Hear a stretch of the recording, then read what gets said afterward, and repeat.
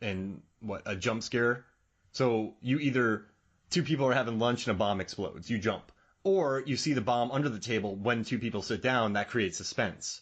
I think this one's more of just we're just on the journey with them. I guess they never show you the bomb, but then there's never that big explosion either. I guess. Am I losing you here? No, I get it. I would agree with it. Like Predator, we're learning with them.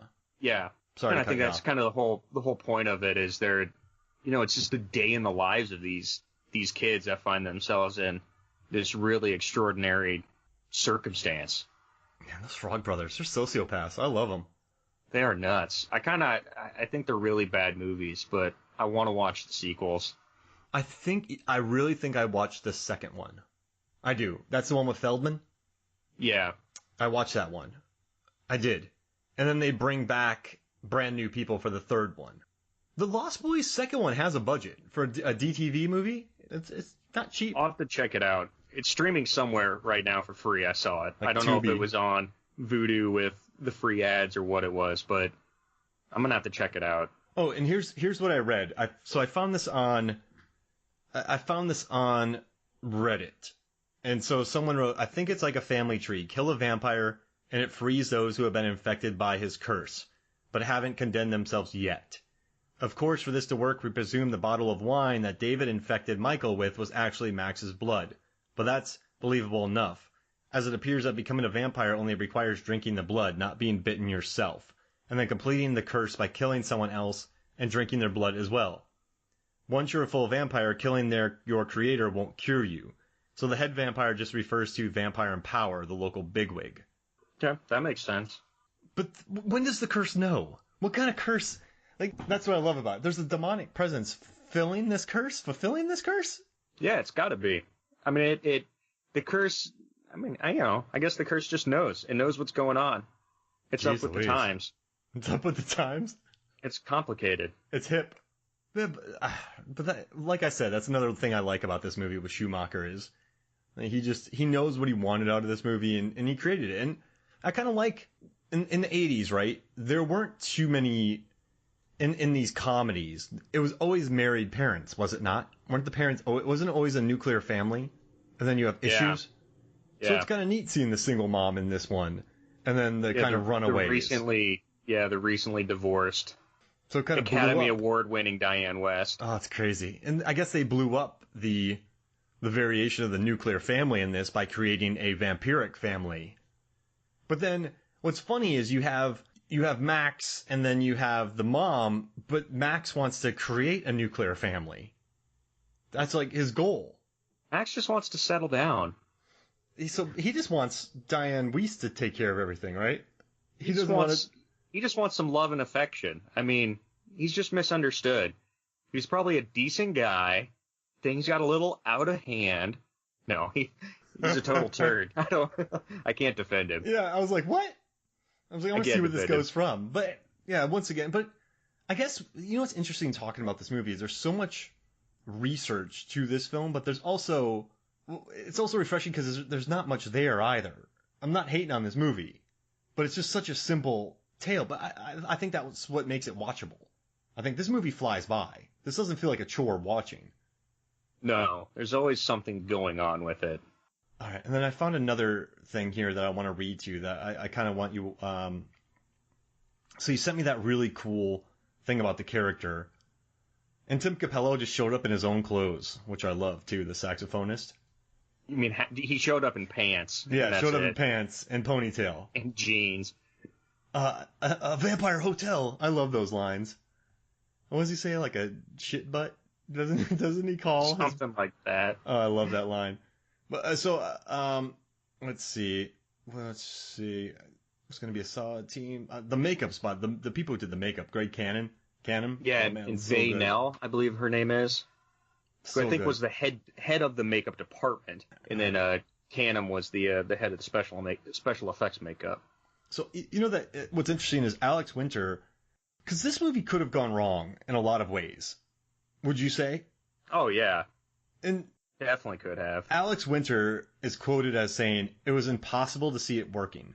He said, let's take all these standard rules of vampire lore and let's squeeze them through almost like a big gaudy 80s teen sex comedy or sex drama. And I was like, that's not going to work in spades. But I don't want to retread ground. But this movie could have gone wrong. This could have leaned too far into camp. This could have leaned too far into humor, but it strikes a good balance. I mean, it's 79% of Rotten Tomatoes. What, 7.3 on IMDb? Yeah, 7.3. So, okay, we've already talked about what makes it iconic.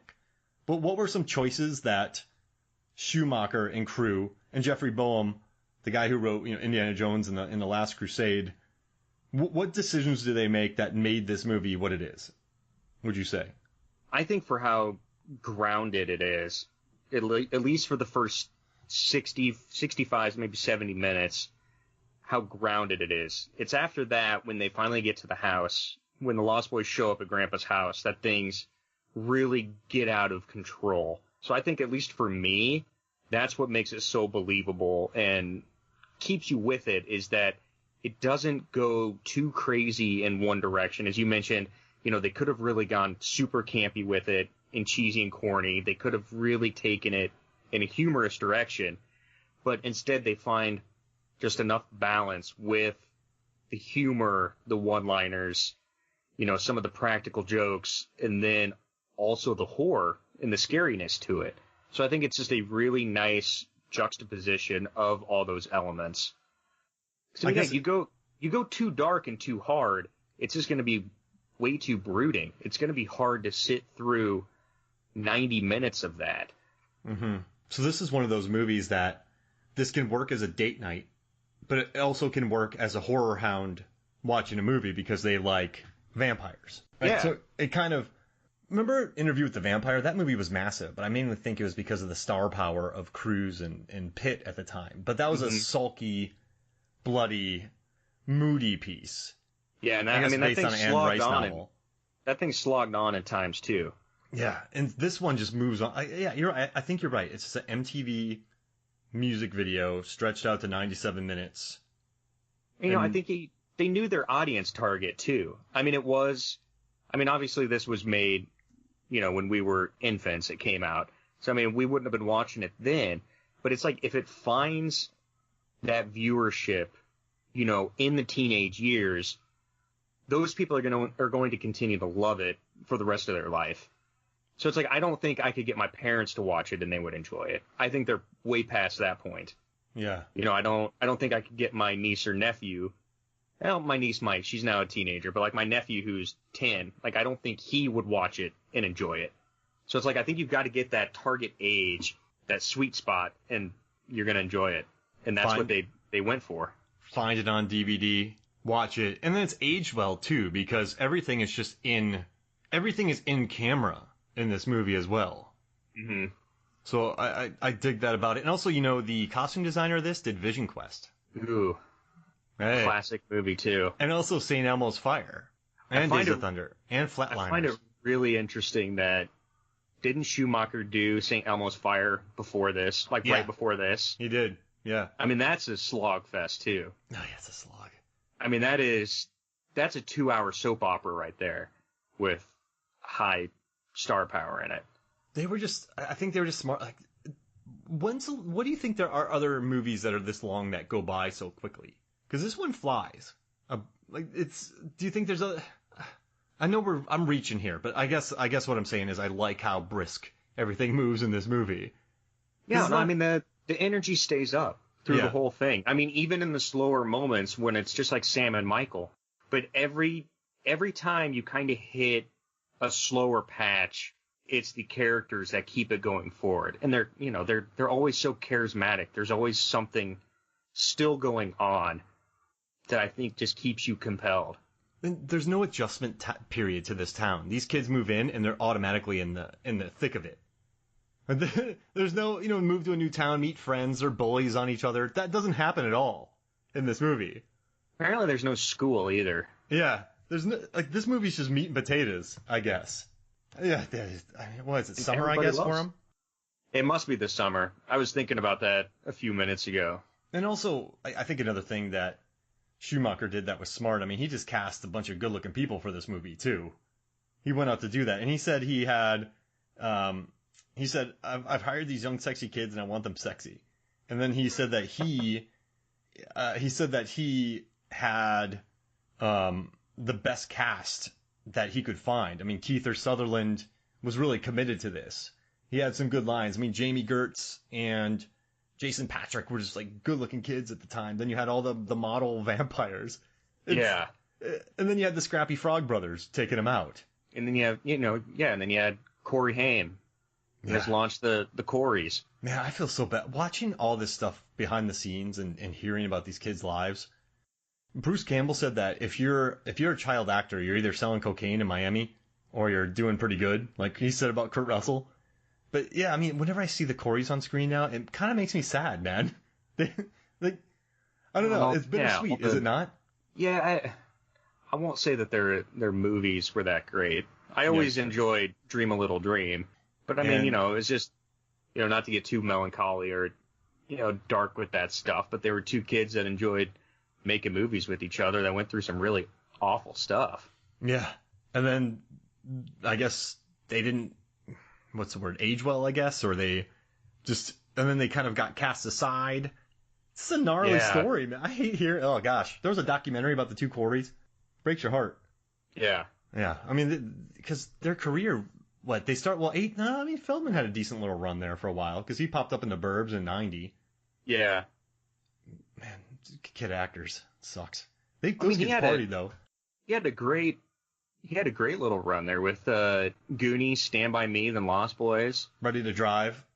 Yeah, and apparently he was, and again, it's kind of that Gremlins. Sad, real story.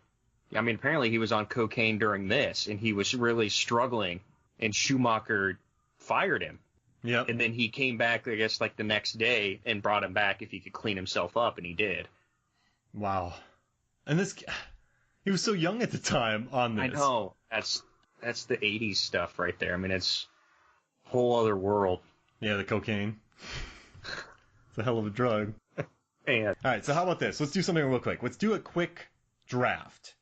And since we're talking about a lot of 80s movies, let's do an 87 draft. Ooh, an 87 draft. 1987 draft. So, I'll let you go first. Okay, I gotta look up 1987 movies. I just did 1987 draft. That won't get me where I need to be. All right, so 1987 movies. Oh man, there's some great movies. Yeah, it's a great year actually. I know some people who say it's the best year ever for movies too. So I'm gonna go with if you're giving me first pick, I'm gonna go with what we've been talking about. I'm gonna go bold here and go big. I'm gonna go with the 1987 Saturn Award winner best horror film, The Lost Boys. Okay, so you're taking The Lost Boys. I mean, there's Princess Bride, but that feels so obvious. I'll stay away from Princess Bride if you are. Yeah. Let's see. Oh, man, there's so many good movies. Oh, goodness. Oh, man, there's Predator. Yup. Masters of the Universe. Man, there's a lot of good movies. All right, RoboCop. Oh, that's a good one. I'm trying not to go too obvious, right? But you can take whatever the heck you want. I don't care. And you know what? I think they lost Best Makeup. Lost Boys lost the Best Makeup Saturn Award to RoboCop, I believe. Good. I'm gonna go Raising Arizona. No, that was my pick. Oh man, I was just looking at that. That's evil. That's funny you said that. All right, Raising Arizona. Oh gosh, hey, is Lethal Weapon too obvious? No, Oh, Spaceballs. Ooh, that's a good one. I'm gonna go Untouchables. Oh no, I'm missing so many movies. All right, Untouchables. Oh, that's a strong pick. All right, so I need to go big here. It's a great pick. Baby falling down a staircase for 45 minutes. Let's see. Yes, and then it was the greatest slide in human history to stop that little the baby from falling down. I'll do Hellraiser. That's good too. Oh man. All right, is Full Metal Jacket too obvious? No, I don't think so. I don't think a lot of people would realize that came out in '87. All right, so anything's game. Take what you want. I'm gonna go Stakeout. Oh. Love that movie. I watched it. I rewatched it again a few weeks ago.